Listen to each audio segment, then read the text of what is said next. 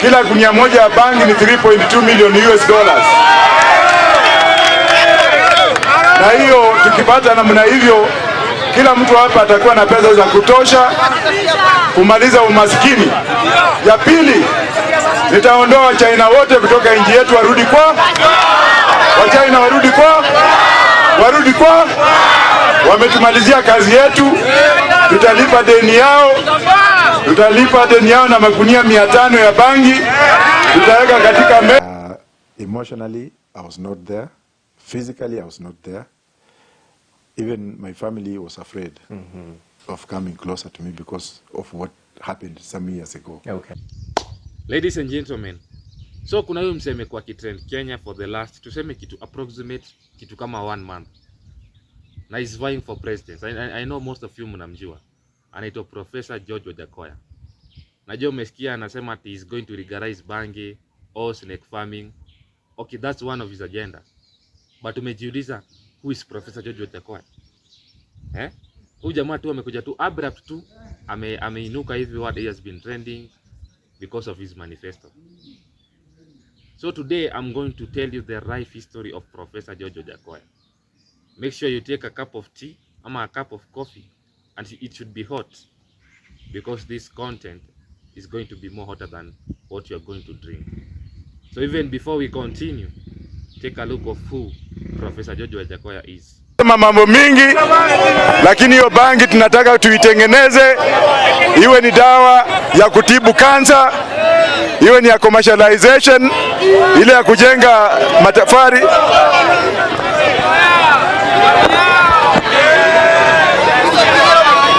The person that I was talking about. Let's start. So Professor George Wajackoyah, real name anaitwa George Ruchiri Wajackoyah. He was born in the year 24th October 1959. Currently, as we are talking, as of 2022, Wajackoyah is 63 years old. Profession yake, akona more than 16 degrees and diplomas. He's a qualified lawyer. Akona kampuni inaitwa Ruchiri and Co Advocates. He's a priest. Alikuwa anasomea temple fulani hapo, ilikuwa Ngara, ilikuwa ni Hare Krishna. Hao ndio walikuwa wanaiko to dot hapa direct. So he's a professional priest. He's also an educationist, ni professor bana. Anafunza so many universities. Kama anafunza UN, associate professor in the immigration law, Riara University, USIU University, and these are some of the universities that he's teaching. Hiyo ndo profession yake. So alizaliwa Uganda, Wajackoyah, side za Mumias. Na his parents, he grew up in a very harsh, like poor background, humble background, as people usually say it. At the age of 8, his parents were divorced, wakaseparate ways. So Wajackoyah alibakia na his mom, of which mamake alikuwa anafanya very odd jobs kama hiyo, yeah. So it also became difficult for her mother to cater for Wajackoyah education. At the age of 8, Wajackoyah, unajua that's very young. He became a street kid. He moved from Mumias mpaka Nairobi. I don't know how, but he moved.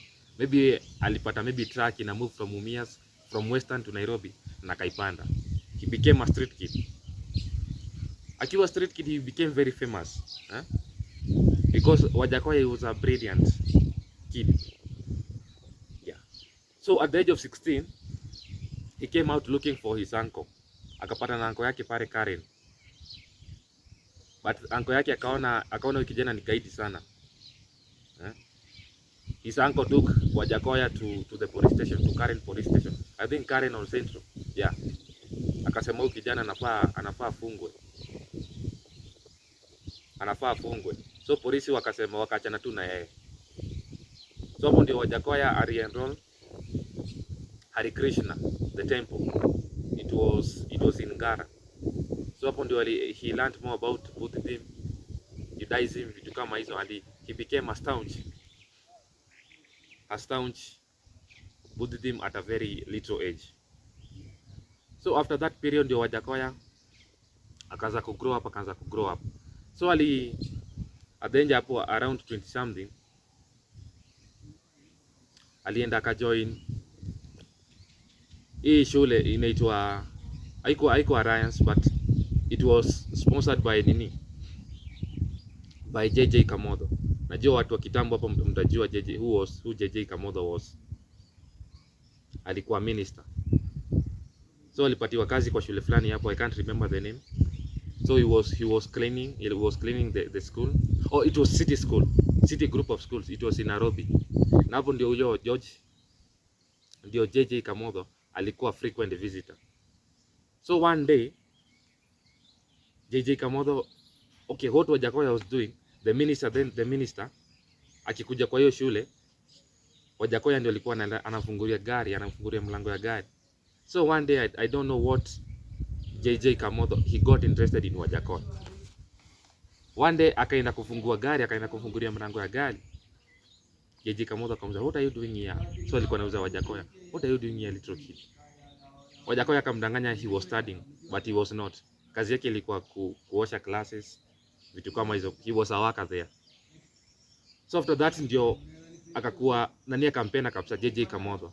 So he was even given the minister, mtoto wa JJ Kamotho, hizo nguo alikuwa anapatia Wajackoyah. He was given special treatment from there. Na sasa hapo ndio sasa Wajackoyah became sasa akaanza sasa kusoma serious. After that sasa ndio masomo yake, he became even an asylum seeker. Akakuwa ni kama refugee after moving from that city school that was visited by JJ Kamotho. So Wajackoyah amekapitia. There was a time even he was just about to be killed because of his brilliant mind. So Wajackoyah grew up in a hard background. So at around the age of 30 ndio Wajackoyah decided to go abroad. Alianza na USA. Hapo USA, after kwenda USA akapatana na Kenyan family. The Kenyan family took care of him, wakampatia kila kitu. Na wakamuonesha how to live in USA. So hapo wakamuonesha how you're supposed to go about this and this in USA. So Wajackoyah hapo akaenda akastudy in the University of Maryland. Lawyer. He's a lawyer by profession. In the University of Maryland. He was finishing degree after degree. Akimaliza kupata degree anachukua another one. Akimaliza kupata degree anachukua another one from a different university. After moving from USA, he moved to UK. University of Wolverhampton. As hapo he garnered more university, he garnered more knowledge, he garnered more degrees. Akaenda masters, akaenda PhD, akaenda mpaka honorary degrees. And that's how Wajackoyah became so educated. So about marriage ya Wajackoyah is married to an American wife. Na bibi yake anafanya kazi kwa American Airlines. They are blessed with three children. The firstborn daughter ameshamaliza university. She's working. Ako na another daughter mwenye anafanya he's playing football. And the kid is also educated mwenye he's doing water engineering at a company, the one that I'm not going to talk about here. But currently Wajackoyah he lost one of his sons who was a favorite, alikuwa anacheza futa. He lost one of them, and akiulizwa if he felt something about it, alisema because he's a staunch believer in faith, religion. But those when Wajackoyah because he's associated more with the Roots Party, mambo na maybe Jamaica, reggae person. He's a faithful person. He's a strong believer in God. Amesoma amesoma Bible full, amesoma Bible yote. Quran ameipitia, Judaism amepitia, yani like okay, anajua mambo na religion imemuingia hivi, unaona kitu kama hiyo imemuingia hivi. So Wajackoyah after bagging so many degrees, becoming so educated, he became even a global citizen. Anaenda USA, anaenda UK like just like a normal Kenyan, unaona, na watu wanamreceive sana. He was even acknowledged, amesomea University of London, University of Wolverhampton and so many other universities, and he became more honorable, Wajackoyah mwenyewe. So after moving, he stayed in USA and UK for around 20 something years, because he went there in the year 1991. And if you are a person who read history well, you can remember that in the year 1991, the minister, Professor Ouko, that was the time that he was killed. And that time, Wajackoyah was, walikuwa nasema Wajackoyah was, alikuwa related na hiyo kesi. So Wajackoyah had to move to USA, so that hiyo kesi, because it is in court even right now, iendelee ama ishe kama hayuko, because ingemletea maisha sana. I forgot something about Wajackoyah. Wajackoyah is a qualified policeman. He's a qualified policeman. He has been a policeman for approximately 10 years. Because unaona ni jamaa like akona gym, akona muscular, akona muscles. Yeah. So amekuwa police officer. Aliingia police, amesomea mpaka kiganjo. Most of you najua mnajua kiganjo iko wapi. Kiganjo is in Nyeri. Where policemen are recruited and they undergo training there. So Wajackoyah is also a person mwenye amepitia like shida, hardship, but ametoboa. So Wajackoyah in the year 1991 alitoka. Okay, that's the time alienda US. Akaenda akasoma huko madegree zake. He bagged so many degrees, he became so notable. He became a speaker, anaongelesha mas today. Akakaa huko for almost 20 years. So he came to Kenya. Unajua there's a saying that says East or West, home is the best. So Wajackoyah decided to return to Kenya in the year 2012. Hapo ndio aliamua kukuja. So after kukuja in the year 2012, nimwambia, if ukikumbuka nikianza hii video nilisema Wajackoyah is a qualified lawyer, a policeman, qualified policeman, is a priest, is an educationist, is a philanthropist. Like Wajackoyah kaona vitu mingi sana, unaona. So because he's a lawyer, alipenda law sana. In the year 2012 aliamua, he decided to run for presidency. Wajackoyah aliulizwa, why did you decide to run for presidency? Na hiyo time he didn't have, hakuwa na kitu. Alikuwa empty handed. Akajibu, he wanted to attract attention from the media. Ama he wanted like the people to be saying that Wajackoyah ana exist. No, that Wajackoyah name should be in the names, ama the tongues of Kenyans. Watapo hakuwa na kitu. So that's the moment he decided to form Roots Party. Najua watu wengi mmejua Roots Party ni gani. Roots Party ni party ya Wajackoyah yenye nataka kumuingisha State House. I don't know if he's going to win, but we are going to calculate the probability of him winning. So hapo ndio akaform Roots Party. Roots Party akasema agenda ya Roots Party, kama umekisikiza Wajackoyah for the time being, Wajackoyah anasema aim yake ni ku eliminate corruption. You see in developed countries like China, unapata people who are corrupt, you're not given a second chance. You're not given a second chance. You're just killed or hanged. In fact, China, there is a day that's called National Execution Day. Ministers, people watu wenye na pesa bana, they are being hanged there in front of the masses, in front of the public to see. So Wajackoyah alisema anataka kuintroduce that method. That if a minister, you're going to embezzle public funds, you are going to be hanged in front of the public. Na hiyo manifesto yake imeattract so many criticism. Wanasema that's hiyo ni ya kitambo, but I think Wakenya mtaona if it's going to work. So Wajackoyah akaform Roots Party, na tumeona the deputy president wake ni Justin Wamae. Alafu juzi ameappoint Jemo ule mse kama the spokesperson wake. So before we finish this, I hope your coffee or tea is still hot because we are about to kwenda sasa kwa climax of the story. Wacha niwapatie agenda tatu za Wajackoyah. Number one, alisema he want to legalize bangi ama marijuana that is going to assist Kenya to pay the Chinese loans. Number two, alisema he wanted to introduce snake farming. And number three, he want to eliminate corruption by hanging leaders. But ile agenda ilikatch attention ya wasee, ikakatch attention ya media, ikakatch attention ya other politicians, niyo ya legalizing bangi ama legalizing marijuana. So utasikia wasee wakiuliza, how viable is it? Can marijuana use to repay the Chinese loans? And here I come with the calculation, and I hope you're going to write it down. In some developed countries like Canada, they have used industrial hemp. In the industrial hemp, you can go and Google that name. It is used for medicinal purposes.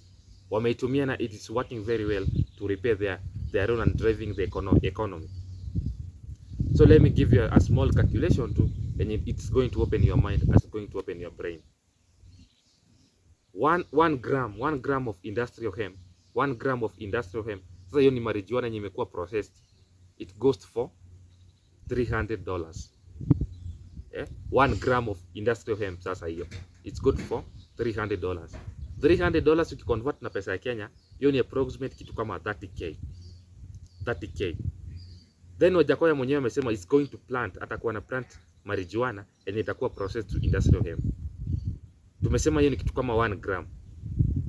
Then per day to assume we are producing kitu kama 100 kg. 100 kg. So hiyo itakuwa that $300 multiply by easy 100 kg then multiply by 100. Hiyo inakuja kitu kama $300,000. Ukiconvert na pesa ya Kenya inakuwa approximate kitu kama, to assume ni kitu kama 3 million. Na hiyo ni kitu tuna export to other countries. Na ile tusaidia like repair our loans. So kulingana na mimi, according to what the calculations that I did, hiyo agenda ya legalizing marijuana and manufacturing industrial hemp, it's a viable process. It's something that can come to pass if Wakenya watapatia Wajackoyah time. Yeah. So I don't know if Wajackoyah is going to win, because although ameshika wasee wengi, akona masses because of his roots party, but I don't know if he's going to win. So we are just waiting. We are waiting for the August 9th election. The Kenyans are the ones who are going to decide, and we hope may the best person win.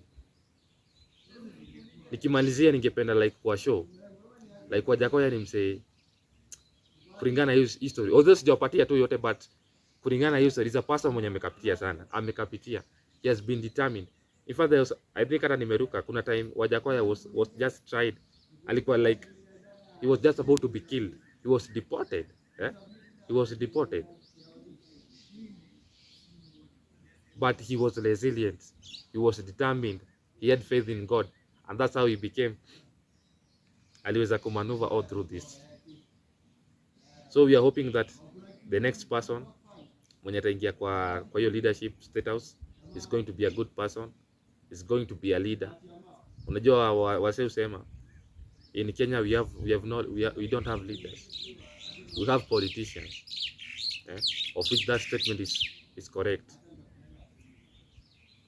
So that was the life history of Wajackoyah. Wacha tuone kama if he has the possibility of clinching the presidential seats.